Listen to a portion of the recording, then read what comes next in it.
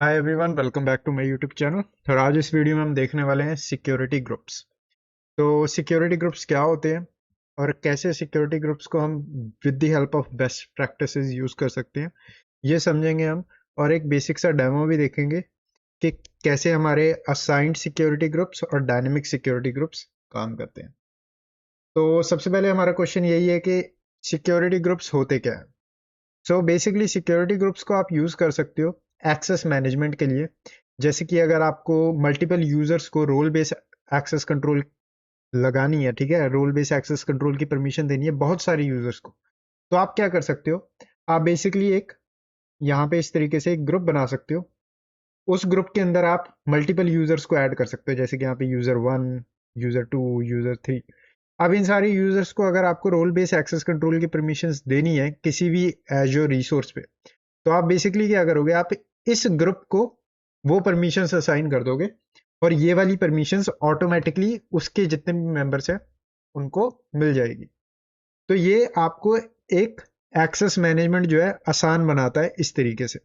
Second चीज, आप यहाँ पे एप्लीकेशन एक्सेस भी इसी तरीके से दे सकते हो। जैसे कि अगर आपने एजोर पे या फिर एक एंटरप्राइज एप्लीकेशन बनाया हुआ है, ठीक है, उस एंटरप्राइज एप्लीकेशन पे आपको एक्सेस प्रोवाइड करना है किसी भी यूजर्स को या फिर बंच ऑफ यूजर्स को, तो आप ग्रुप लेवल एक्सेस दे सकते हो।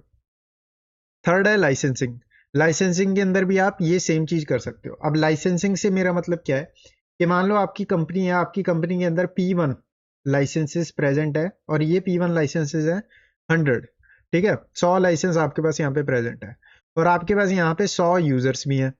और आपको क्या करना है, आपको ये 100 के 100 लाइसेंस इन 100 यूजर्स को लगाने हैं। तो आप क्या कर सकते हो, एक तरीका तो ये है कि आप मैनुअली यूजर 1 पे जाओ और ये लाइसेंस असाइन कर दो। सेम तरीके से यूजर 2 को भी ये लाइसेंस असाइन कर दो। सेम तरीके से यूजर 3 को भी करो और इस तरीके से 100 के 100 यूजर्स को मैनुअल लाइसेंस असाइनमेंट करके दे दो। अब इसमें प्रॉब्लम क्या है, इसमें प्रॉब्लम है टाइम कितना लगता है। अब आपका जो एडमिन है जो ये काम कर रहा है, ठीक है, उसको टाइम तो लगेगा ये सारी लाइसेंसिंग को करने में एंड लाइसेंस मैनेजमेंट में भी, क्योंकि कल को अगर यूजर को आपको टर्मिनेट करना है, ठीक है, वो यूजर कंपनी छोड़ के जा रहा है, उस यूजर अकाउंट को डिसेबल करना, तो उस सिनेरियो में आपको वो लाइसेंस रिमूव भी करना पड़ेगा। तो आपके एडमिन को दोबारा उस यूजर की सेटिंग्स में जाना पड़ेगा, उस लाइसेंस को इस तरीके से रिमूव करना पड़ेगा और आपका काम इस तरीके से चलेगा। बट ग्रुप हमारे लिए ये आसान कर सकते हैं। आप क्या कर सकते हैं, आप एक ग्रुप बना सकते हो। ग्रुप का नाम आपने दे दिया P1 यूजर्स इस तरीके से, और आपने सारे यूजर्स जो 100 के 100 यूजर्स हैं बल्क एक्शन का यूज करके 100 के 100 यूजर्स इस ग्रुप के मेंबर बना दिए। फिर आपने क्या किया, ये जो P1 लाइसेंस है ये ग्रुप पे लगा दिया सीधा। आपको सिंपल कुछ नहीं करना, ग्रुप की सेटिंग में जाना और लाइसेंस ऐड कर देना है बस। उसके जितने भी मेंबर्स होंगे उस पर ऑटोमेटिकली वो लाइसेंस लग जाएगा। तो ये आपके लिए एक आसान हो जाता है। अब फ्यूचर में अगर आपको कोई यूजर जो है वो टर्मिनेट करना है, ठीक है, वो कंपनी छोड़ के जा रहा है, उसका अकाउंट डिसेबल करना, तो उस सिनेरियो में आपको क्या करना है, आपको उस यूजर को उस ग्रुप में से रिमूव करना और आपका काम हो जाएगा। बल्क एक्शन भी आप परफॉर्म कर सकते हो मल्टीपल यूजर से। अगर आपको लाइसेंस हटाना है, अगेन ग्रुप में से आपको मल्टीपल यूजर्स की मेंबरशिप हटानी है, वो बल्क एक्शन का ऑप्शन आपको एज्योर के अंदर मिलता है, एंटर आईडी के अंदर आपको वो ऑप्शन मिलेगा, वहां से आप सिंपली कर सकते हो ये। सेकेंड यहाँ पे पॉइंट क्या है, ग्रुप के अंदर आप यूजर्स को ऐड कर सकते हो, डिवाइसेस को ऐड कर सकते हैं एंड सर्विस प्रिंसिपल्स को भी ऐड कर सकते हो। तो ऐसा नहीं है कि ग्रुप्स के अंदर आप सिर्फ यूजर्स ही ऐड कर सकते हो, नहीं, डिवाइसेस भी ऐड हो जाएंगे, सर्विस प्रिंसिपल भी ऐड हो जाते हैं।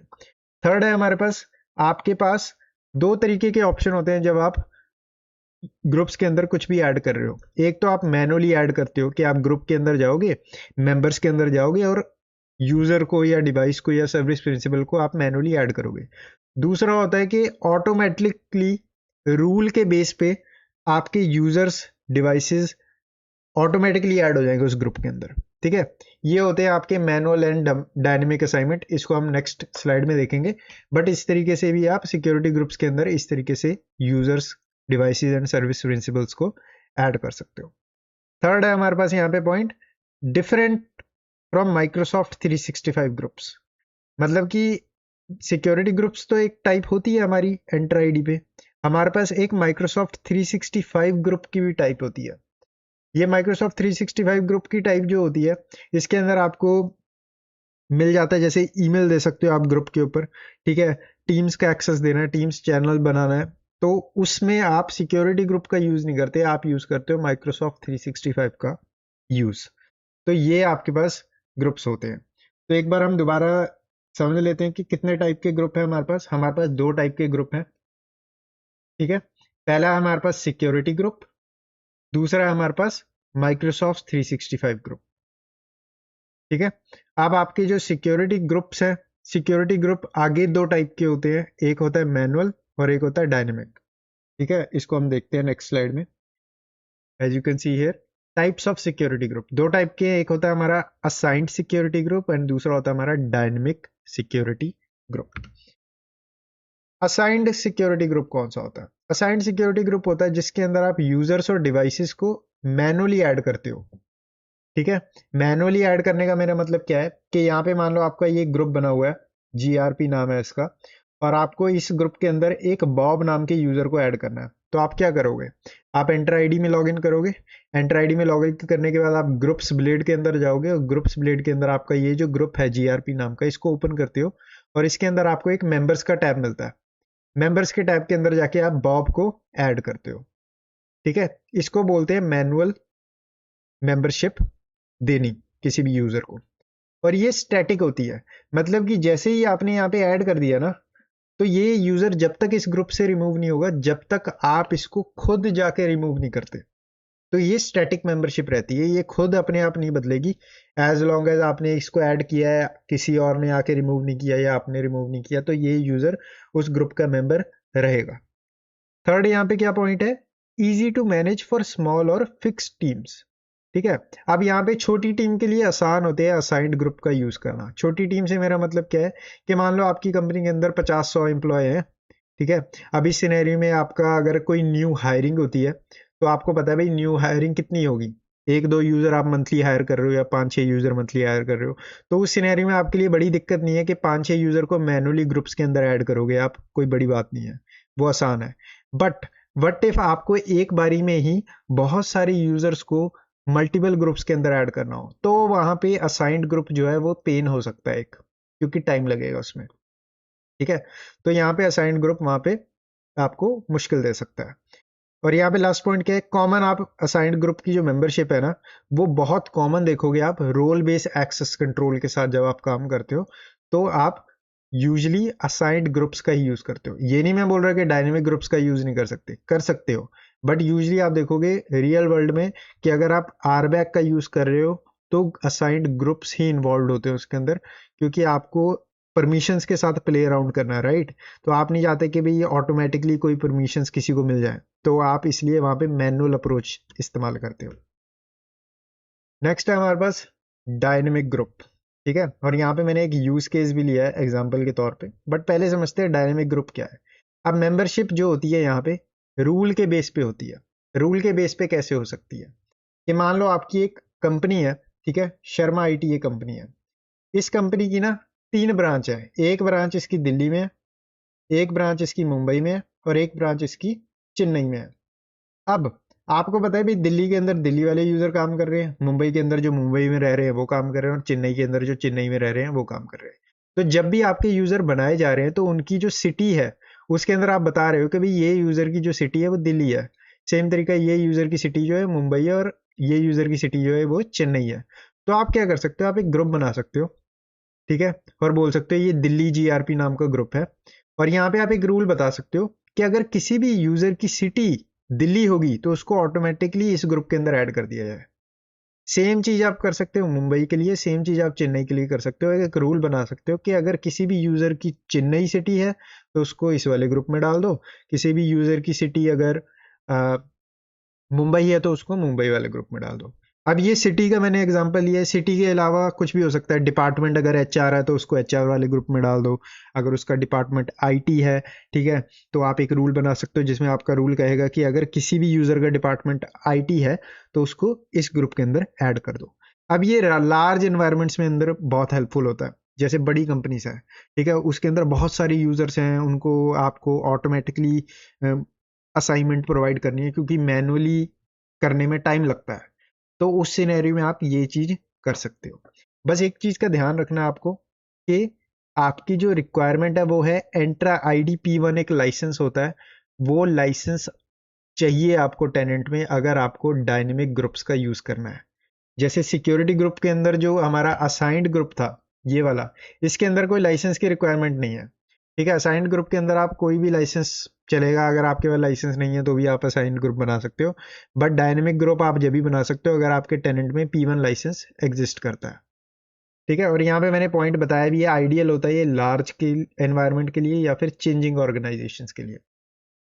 और यूज केस क्या है यहाँ पे कि आप यूजर बेस्ड रूल बना सकते हो, डिवाइस बेस्ड रूल बना सकते हो।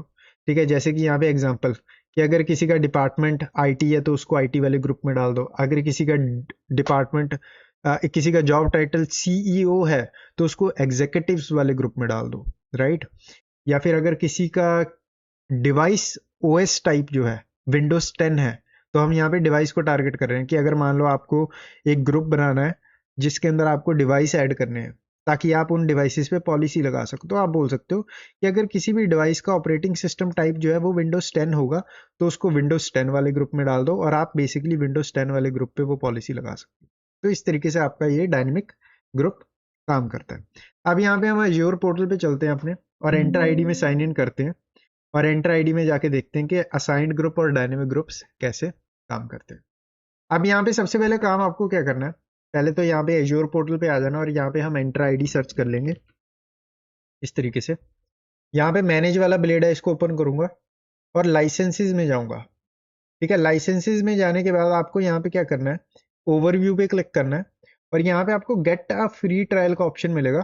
ठीक है, इसको क्लिक करेंगे हम और यहाँ से आपको जो ये एंटर आईडी P2 वाला जो ट्रायल है इसको एक्सपेंड करके एक्टिवेट कर लेना है इस तरीके से।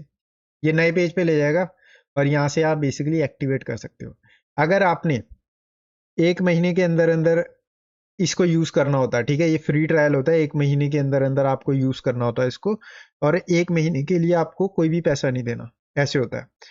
पर एक चीज की कंडीशन है कि अगर आपने इसको पहले एक्टिवेट किया हुआ है तो इसको दोबारा एक्टिवेट नहीं कर सकते आप। ठीक है, तो यहाँ पे मैंने इसको ऑलरेडी एक्टिवेट कर लिया है और यहाँ पे अगर मैं अपने ऑल प्रोडक्ट्स के अंदर जाऊंगा तो आप देखोगे मेरे को माइक्रोसॉफ्ट एंटर आईडी के 25 लाइसेंस फ्री में असाइन हुए पड़े हैं। ठीक है, और यहाँ पे ये बेसिकली बता रहा है मेरे को कि मैं फ्री ट्रायल पे हूँ एट दिस पॉइंट। ठीक है, मैंने फ्री ट्रायल लिया हुआ है इनका। ठीक है, पर ध्यान रखना कि 30 दिन के बाद ये एक्सपायर हो जाएगा और 30 दिन के बाद आपका P2 लाइसेंस आपके पास रहेगा नहीं।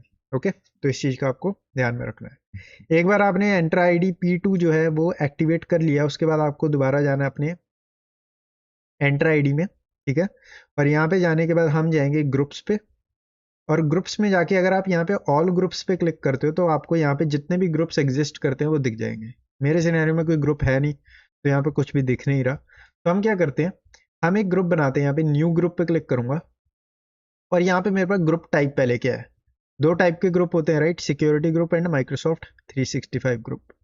तो सिक्योरिटी ग्रुप के अंदर आपको ऑप्शन दिखा देता हूँ मैं कि यहाँ पे आपको ग्रुप नेम बताना होता है। हम बोल देते हैं यहाँ पे असाइंड जीआरपी की, हम एक असाइंड जीआरपी बना रहे हैं। ठीक है, असाइंड नाम का ग्रुप बना रहे हैं, कुछ भी नाम दे सकते हो आप। डिस्क्रिप्शन के अंदर आपको मैंडेटरी नहीं है पर आप डाल सकते हो डिस्क्रिप्शन। एंड उसके बाद यहाँ पे आपको बताना होता है कि माइक्रोसॉफ्ट एंट्रा का रोल, जैसे कि global admin role, application admin role, इनमें से कोई रोल आप इस ग्रुप को लगाना चाहते हो। ठीक है, तो यहाँ पे ये किस लिए होता है, ये रोल मेंबरशिप के लिए भी हेल्पफुल होता है कि मान लो आपको पता है कि आपकी कंपनी के अंदर एप्लीकेशन एडमिनिस्ट्रेटर्स हैं बहुत सारे। अब आप सबसे आसान काम क्या कर सकते हो, आप एक ग्रुप बनाओ, उस ग्रुप के ऊपर आप यहाँ पे यस कर दो और यस करने के बाद यहाँ पे आप रोल सिलेक्ट कर सकते हो कि हम यहाँ पे एप्लीकेशन एडमिनिस्ट्रेटर इस तरीके से रोल सिलेक्ट कर रहे हैं और यहाँ पे आप जिस भी मेंबर को इस ग्रुप के अंदर डालोगे ना उस पे ये ऑटोमेटिकली रोल लग जाएगा। अब एक चीज का ध्यान रखना है कि जब भी आप रोल्स का फीचर यूज करते हो तो यहाँ पे आपकी मेंबरशिप टाइप असाइंड ही रहती है, डायनेमिक नहीं रहती। क्यों, हम परमिशंस के साथ काम कर रहे हैं, रोल्स के साथ काम कर रहे हैं, तो माइक्रोसॉफ्ट चाहता ही नहीं है कि आप इसको डायनेमिकली असाइन करो। ठीक है, तो इसलिए यहाँ पे आपको इस चीज का ध्यान रखना है। यहाँ पे फॉर नाउ हम यहाँ पे नो कर देंगे, हम रोल्स के साथ काम नहीं करना चाहते। बट यहाँ पे आपको मैंने फीचर बता दिया, अगर आप यस करते हो तो यहाँ से रोल सिलेक्ट कर सकते हो। यहाँ पे नो करता हूँ और नो करने के आप देखोगे यहाँ पे मेरे को मेंबरशिप टाइप के अंदर दो ऑप्शंस दिख रहे हैं, तीन ऑप्शंस दिख रहे हैं, assigned, dynamic user, dynamic device. Dynamic user जब हम यूजर्स के लिए रूल बना रहे हैं, डायनेमिक डिवाइस हम जब डिवाइसेस के लिए रूल बना रहे हैं, दोनों करके देखेंगे। बट फॉर नाउ यहाँ पे असाइंड छोड़ देता हूँ मैं। और एक चीज मैं बता देता हूँ, अगर आपको ये वाला ऑप्शन ग्रेड आउट दिख रहा है ना यहाँ पे, अगर आपको ऑप्शन नहीं आ रहा बाकी डायनेमिक यूजर या डायनेमिक डिवाइस का, मतलब कि आपका जो P2 लाइसेंस है वो एक्टिवेटेड नहीं है, तो आपको वो एक्टिवेट करना पड़ेगा। उसके बाद ही आपको बाकी ऑप्शंस दिखेंगे। यहाँ पे मेंबर्स ऐड करने के लिए मैं यहाँ पे इस पे सिलेक्ट कर सकता हूँ, और यहाँ पे फॉर एग्जांपल मैं ये सौरभ शर्मा नाम का जो यूजर है इसको ऐड कर लेता हूँ इस तरीके से। क्रिएट पे क्लिक करता हूँ और मेरा ग्रुप जो है क्रिएट हो जाएगा। इसको रिफ्रेश करते हैं। यहाँ पे ये मेरा ग्रुप है, इसको ओपन कर लेते हैं। और यहाँ पे अगर आप मेंबर्स के अंदर जाओगे तो यहाँ से आप मेंबर्स को रिमूव कर सकते हो, और नए मेंबर भी इसी तरीके से यहाँ से ऐड कर सकते हो। सिंपल, ठीक है। अगर आपको बहुत सारे मेंबर्स को एक बारी में ऐड करना है या रिमूव करना है, तो यहाँ पे आपको बल्क ऑपरेशन का भी ऑप्शन मिलता है, जहाँ से आप इंपोर्ट कर सकते हो। बेसिकली आपको CSV फाइल डाउनलोड करनी है, उसको फिल करना है, और आपका काम हो जाएगा। ये बल्क ऑपरेशन कैसे किए जाते हैं मैंने बताया था पिछली वीडियो के अंदर, तो आप वो वीडियो देख सकते हो। सेम ही तरीके से होता है यहाँ पे, ठीक है। Next, owners. ओनर्स के अंदर आप बेसिकली बताते हो क्या इस ग्रुप की ओनरशिप किसको देना चाहते हो। राइट नाउ कोई भी ओनर नहीं है, बट अगर आप किसी को ओनर बना देते हो तो उसको इस ग्रुप को मैनेज करने की फुल परमिशंस मिल जाती हैं, ठीक है। तो ओनर्स उसलिए होते हैं। एंड यहाँ पे हम बैक चलते हैं, और यहाँ पे हमने एक असाइंड ग्रुप बना लिया। अब यहाँ पे क्या करता हूँ, मैं एक डायनेमिक ग्रुप बना के देखता हूँ। तो न्यू ग्रुप पे क्लिक करूंगा, सिक्योरिटी टाइप ही यूज करेंगे, और इसका नाम रख देते हैं हम डायनेमिक यूजर GRP, कुछ इस तरीके से। और यहाँ पे मैं सिलेक्ट करूंगा डायनेमिक यूजर, और यहाँ पे मेरे को डायनेमिक क्वेरी देनी पड़ती है, एक बताना पड़ता है कि इस पे क्लिक करते हैं। और मेरे को बेसिकली यहाँ पे रूल बता रहा हूँ। तो मैं रूल क्या बताने वाला हूँ कि अगर किसी भी यूजर की फॉर एग्जांपल सिटी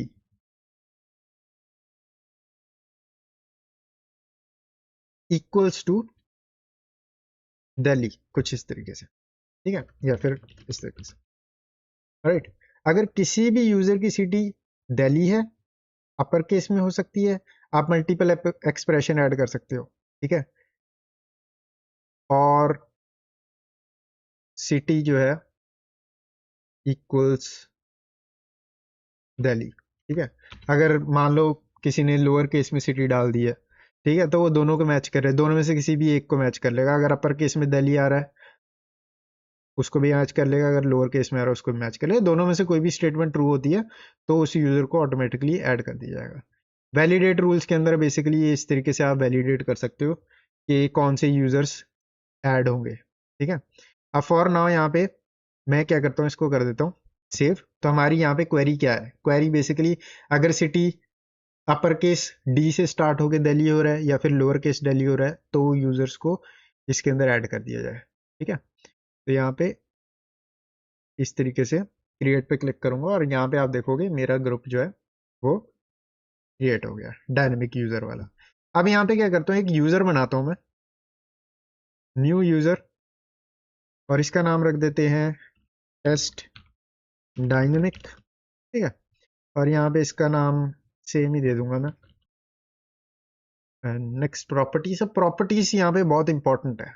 हम जब डायनेमिक ग्रुप्स के साथ काम करते हैं, ठीक है, तो यहाँ पे प्रॉपर्टीज की वैल्यूज जो है ना वही मैटर करती है हमारे लिए। जैसे यहाँ पे आप सिटी फील्ड देखोगे, तो सिटी फील्ड यहाँ पे क्या है, तो यहाँ पे मैं दिल्ली डालूंगा, ठीक है। रिव्यू एंड क्रिएट पे क्लिक करूंगा, क्रिएट पे क्लिक करूंगा, और यहाँ पे आप देखोगे मेरा यूजर क्रिएट हो गया। अब यहाँ पे ये एकदम ऐड नहीं होता यूजर ग्रुप के अंदर। अगर मैं यहाँ पे जाऊं, ग्रुप्स के अंदर जाऊं, तो देखोगे अभी ग्रुप शो नहीं हो रहा, बट थोड़ी देर बाद अगर मैं वापस आता हूँ तो यहाँ पे मेरा यूजर जो है ऑटोमेटिकली उस ग्रुप के अंदर ऐड हो जाएगा। तो फॉर नाउ इसको एज इट इज छोड़ते हैं, जब तक हमारा ये वेट करते हैं हम इसका, ठीक है। और थोड़ी देर बाद आता हूँ और मैं कंफर्म करता हूँ मेरा यूजर जो है ऑटोमेटिकली इसके अंदर ऐड हो जाएगा। ऑलराइट, तो 2-3 मिनट हो चुके हैं। तो यहाँ पे चलते हैं टेस्ट डायनेमिक ग्रुप के अंदर, और यहाँ पे मैं groups sorry test dynamic user के अंदर चलते हैं, और यहाँ पे जो ग्रुप्स हैं इसके अंदर दिखा देगा कि हमारा जो यूजर है वो इस ग्रुप का मेंबर ऑटोमेटिकली बन गया। बट यहाँ पे आप देखोगे, ठीक है, कि यहाँ से मैं रिमूव मेंबरशिप करने की कोशिश करता हूँ। लेट्स सी कि मैं यहाँ पे रिमूव कर सकता हूँ इस मेंबरशिप को कि नहीं। तो रिमूव पे क्लिक करते हैं, ठीक है। और यहाँ पे आप देखोगे मेरे को एरर आ गया कि फेल टू रिमूव। ठीक है, अब फेल टू रिमूव क्यों हो रहा है? अब यहाँ पे ये बोल तो रहा है इनसफिशिएंट प्रिविलेजेस, बट प्रिविलेज का इश्यू नहीं है। अब यहाँ पे अगर आप मेरी स्लाइड के अंदर जाओगे तो यहाँ पे मैंने क्या बताया था, ऑटोमेटिकली अपडेट होते हैं यूजर्स और डिवाइसेस। आप इसके अंदर ऑटोमेटिकली ही ऐड कर सकते हो और ऑटोमेटिकली रिमूव कर सकते हो, आप खुद नहीं कर सकते मैनुअली। ऐसे नहीं कि किसी को भी उठा के डाल दिया और रिमूव कर दिया, नहीं होगा। ठीक है, ये सेम चीज अगर मैं इस ग्रुप के अंदर जाता हूँ, मेंबर्स के अंदर जाता हूँ, और मान लो ऐड मेंबर के अंदर जाके मैं मैनुअली सौरभ शर्मा नाम का जो यूजर है इसको ऐड करने की कोशिश करता हूँ, तो उनको एरर आ गया, इनसफिशिएंट प्रिविलेजेस। हालांकि ये प्रिविलेज का इशू नहीं है क्योंकि मैं ग्लोबल एडमिन के साथ लॉग्ड इन हूँ, बट ये मेरे को यहाँ पे गलत एरर बता रहा है। बट एक्चुअल में ये प्रिविलेज का इशू नहीं है क्योंकि ये डायनेमिक ग्रुप है, डायनेमिक ग्रुप के अंदर ऐसा नहीं कर सकते आप। ठीक है, तो इस तरीके से हमारा डायनेमिक यूजर के लिए ग्रुप ऐसे बनाया जाता है। और डायनेमिक डिवाइसेस के लिए कैसे बनाते हैं, दोबारा ग्रुप्स के अंदर जाएंगे, ऑल ग्रुप्स के अंदर जाएंगे, न्यू ग्रुप पे क्लिक करते हैं और यहाँ पे हम इसका नाम देते हैं डायनेमिक डिवाइसेस, कुछ इस तरीके से। ठीक है, और यहाँ पे मैं बोल देता हूँ भाई डायनेमिक डिवाइस बनाने वाला हूँ मैं, उसके लिए ग्रुप बन रहा है। ऐड करेंगे डायनेमिक क्वेरी और यहाँ पे मैं बोल सकता हूँ कि फॉर एग्जांपल मेरे को चाहिए, टेक एन एग्जांपल, यहाँ पे ऑपरेटिंग सिस्टम टाइप कर सकते हैं, ऑपरेटिंग सिस्टम वर्जन कर सकते हैं, मॉडल कर सकते हैं कि मान लो आपका कोई डेल, आपकी कंपनी जो है डेल के लैपटॉप्स यूज करती है तो डेल के मॉडल्स डाल सकते हो आप। ठीक है, उसी तरीके से बहुत सारे फीचर्स हैं। ये एक्सटेंशन एट्रीब्यूट्स होते हैं जिसके अंदर आप ये कस्टम एट्रीब्यूट्स को ऐड कर सकते हो। बट फॉर नाउ मैं बोल देता हूँ कि फॉर एग्जांपल डिस्प्ले नेम अगर कंटेन करता है, ठीक है,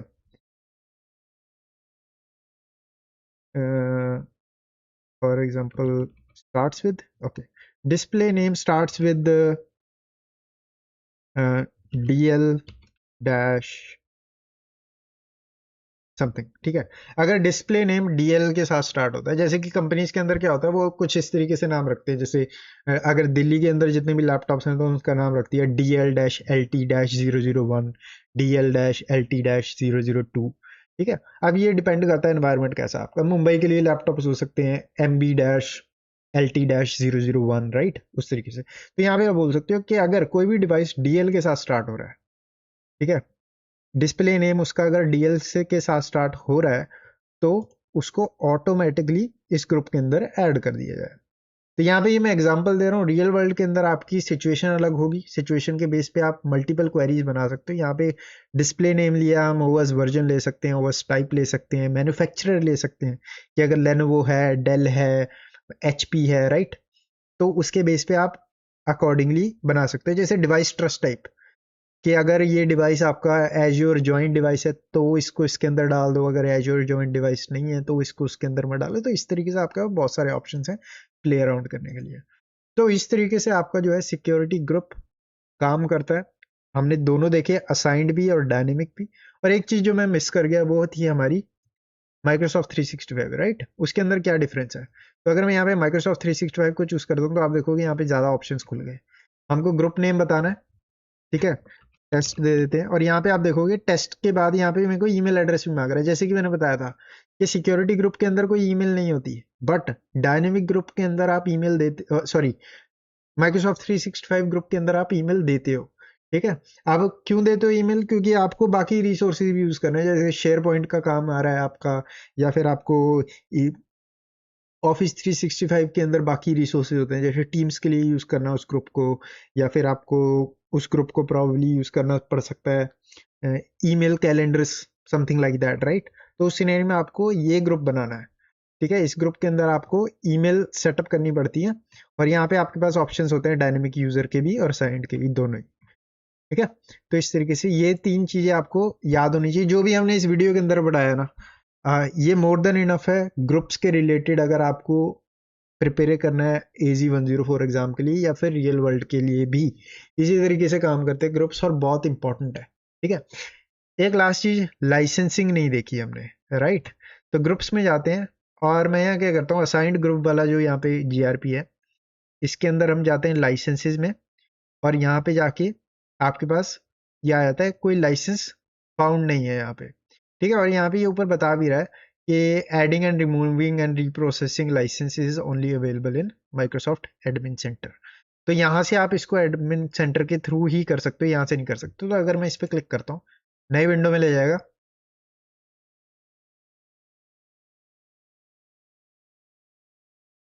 और यहाँ पे आपको ये लाइसेंसेस दिख जाते हैं। हमको यहाँ पे जाना है ग्रुप्स के अंदर, एक्टिव ग्रुप्स के अंदर, सिक्योरिटी ग्रुप्स के अंदर। और यहाँ पे जो मेरा ये असाइंड जीआरपी है, इसको इस तरीके से सिलेक्ट करना है। लाइसेंसेस एंड एप्स के अंदर जाना है और यहाँ पे ये जो लाइसेंस है इस तरीके से सेव कर देना। तो यहाँ पे आप देखोगे कि मेरा ये जो ग्रुप है इसके ऊपर ये लाइसेंसेस अप्लाइड है। ठीक है, अब इसके अंदर मैं कितने हैं, मेरे पास लाइसेंस कितने हैं, 25 लाइसेंस है टोटल। 25 में से मेरे पास 24 ही अवेलेबल है। तो ऐसा नहीं है कि मैं यहाँ पे 50 यूजर डाल दूंगा इस ग्रुप के अंदर तो 50 के 50 को लाइसेंस मिल जाएगा, नहीं। लाइसेंस उतने ही मिलेंगे जितने यहाँ पे आपके पास अवेलेबल है। ठीक है, तो इस तरीके से। अब एक चीज यहाँ पे मैं बताना चाहता हूँ, पहले होता था, माइक्रोसॉफ्ट ने ये चेंज कर दिया। पहले आप यहीं से ऐड कर सकते थे लाइसेंसेस को, बट अब माइक्रोसॉफ्ट चाहता है कि भाई आप यहाँ पे एडमिन सेंटर में जाओ और यहाँ से अपने लाइसेंसेस को मैनेज करो। सो दैट्स वाई हमको यहाँ पे आना पड़ा, अदरवाइज यहीं से पहले ऑप्शन होता था। बट यहाँ पे ये दिखा देता आपको कि कौन कौन से लाइसेंसेस आपके अवेलेबल हैं, अनेबल्ड है इसके ऊपर। ठीक है, तो इस वीडियो में बस इतना ही। वीडियो को लाइक करें, चैनल को सब्सक्राइब करें। मैं मिलता हूँ आपको नेक्स्ट वीडियो में।